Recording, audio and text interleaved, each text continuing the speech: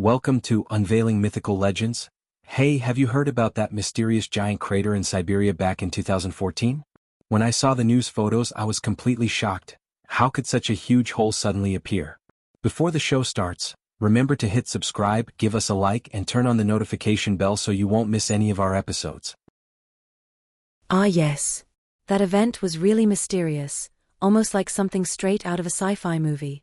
At the time, a plane flying over Siberia had its crew unexpectedly spot this massive crater. It wasn't just an ordinary hole, it was cylindrical, with black rock layers on the walls that were neat and smooth, truly a rare sight. By the time scientists arrived on site, the bottom had already filled with water, forming a deep pool. Initial measurements indicated that the crater was at least 50 meters deep and over 25 meters across. Wow, it sounds like something left behind by aliens. So, did people guess that it was caused by a meteorite? At first, some people did think that, but later scientists compared satellite images and found that the crater actually formed between October and November of 2013, and there were no impact marks around it. So the most reasonable hypothesis is that it was caused by a violent explosion underground, rather than a meteorite falling from the sky. This phenomenon sparked great interest among scientists worldwide, especially Mariana Liebman, the chief scientist at the Cryosphere Research Institute. She believes this giant crater is most likely related to a pressure eruption beneath the ground. But I heard that later on, a number of similar craters were discovered in Siberia and on the Yamal Peninsula? That's right.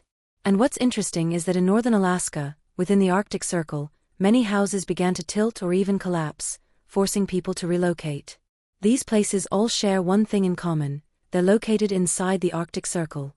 So some people think this is the Earth sending a warning to humanity, and some even say the Arctic is disappearing at an alarming rate. Of course, these claims sound a bit apocalyptic, but the phenomena themselves are very real. Alright, then let's start with the Arctic. Can you give me a proper introduction to what the Arctic is really like? Of course. The Arctic isn't just the North Pole, it's the vast region north of the Arctic Circle. The Arctic Circle lies at about 66 degrees 34 minutes north latitude, and on the winter solstice, the sun doesn't rise at all. The Arctic Circle includes parts of 8 countries: Iceland, Denmark, Canada, the United States, Russia, Norway, Finland, and Sweden. Winters here can be as cold as -40 degrees Celsius, and records have even reached -68 degrees Celsius.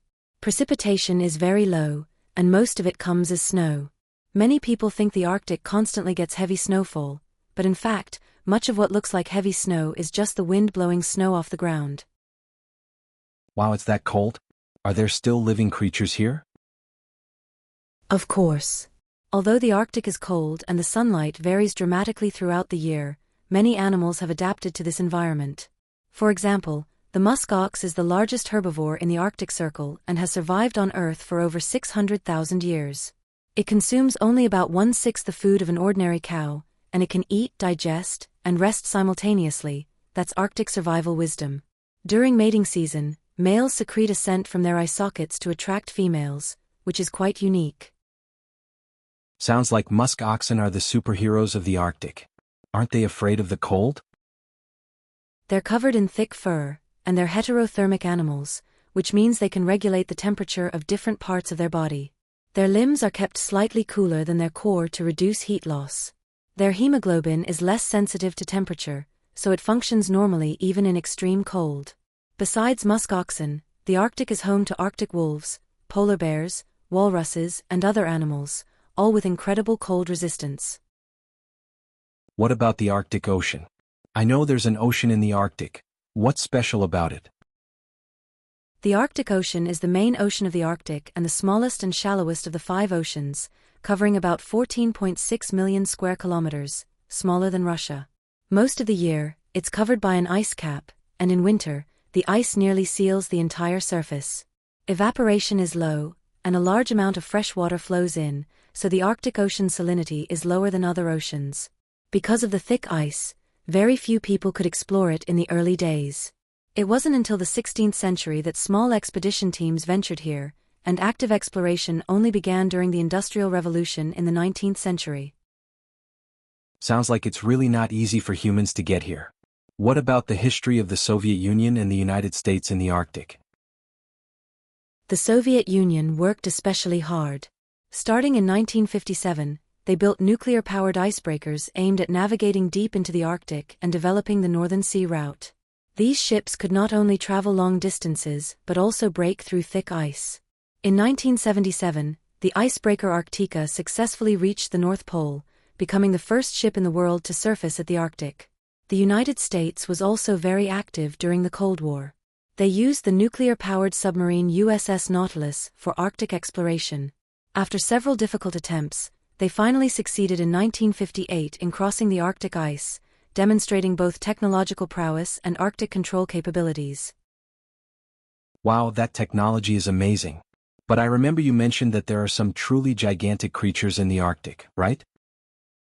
Yes. The Arctic's biosphere is incredible. Take the underwater giant, the bowhead whale. It's the only giant in the genus Balena, reaching over 20 meters in length and weighing more than 80 tons. It has a massive triangular skull that allows it to break through ice and surface to breathe. Bowhead whales have extraordinarily long lifespans, some living over 200 years, and studies suggest the maximum can reach 268 years. Then there's the Greenland shark, with an even more astonishing lifespan estimated between 250 and 500 years, making it one of the longest-living vertebrates known. Speaking of Arctic warming, are those giant craters and the tilting houses you mentioned earlier related to rising temperatures? What exactly is happening? Absolutely. You know about permafrost in the Arctic Circle, right? It's land that stays below 0 degrees Celsius for years, with soil or underwater sediments that barely ever thaw. Some permafrost is as shallow as 1 meter, while other areas go over 1,500 meters deep, and the oldest has remained frozen for 700,000 years. Normally, this permafrost is very stable, houses built on it barely move. But when temperatures rise and the permafrost starts to thaw, the ground sinks or tilts. That's exactly why residents in northern Alaska have been forced to relocate. Wow, so it's like the Earth is sweating? What dangers arise once it melts? Not only that, the permafrost contains massive amounts of ancient biological remains, which over thousands of years have accumulated into thick layers of organic material. Normally, the cold freezes them, preventing decay. But now, as temperatures rise, microbes start breaking down this organic matter, producing carbon dioxide and methane. We all know carbon dioxide is a greenhouse gas that accelerates global warming, but methane is even scarier. It has about 30 times the greenhouse effect of carbon dioxide. So it's like there's a massive bomb hidden underground? Pretty much. When permafrost thaws, methane and carbon dioxide are released. If they come into contact with air, or are struck by lightning, they could even trigger powerful explosions. This is one of the reasons those mysterious Siberian craters appear. Imagine natural gas and methane lying quietly underground for hundreds of years, suddenly activated. The explosive force is far beyond what an ordinary earthquake could produce. Oh my, so that means we don't just have to worry about the ice melting, we could also face underground explosions? Exactly. And that's not all.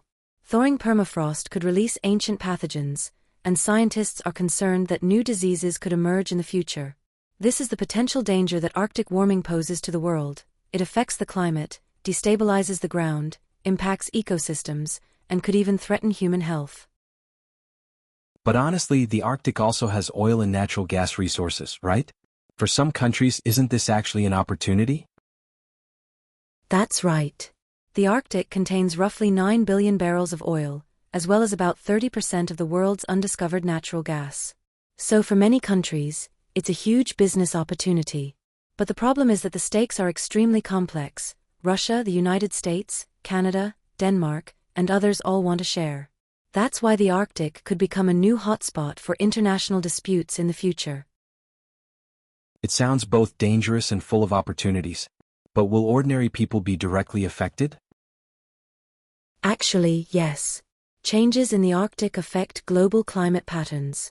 For example, the reduction of the Arctic Ocean's ice cover can alter ocean currents and pressure distributions, leading to more frequent extreme weather events, from heavy rains in Europe to heat waves in Asia, and even impacting agricultural yields and water supplies. In short, Arctic warming isn't just an Arctic problem, it's a consequence the entire planet has to bear. Wow, I never realized the Arctic has such a huge impact on the whole planet. It really is like the Earth's climate regulator. Exactly. The Arctic isn't just a cold ice field with a mysterious biosphere, its changes are like a warning signal from the Earth. What we can do is pay more attention, study it scientifically, and remind countries around the world to approach this mysterious and dangerous region with caution. Hearing you say that, I really feel the Arctic is even more amazing and more fragile than we imagined. Exactly. So if you enjoyed today's Arctic stories and want to learn more about mysterious science, extraordinary creatures, and the secrets of our planet, remember to subscribe to our channel, like this video, and share it with your friends. The Arctic story isn't just about science, it also teaches us how to coexist with the Earth in the future. That's right. Every time we explore the Arctic, it's really a deeper understanding of our planet itself.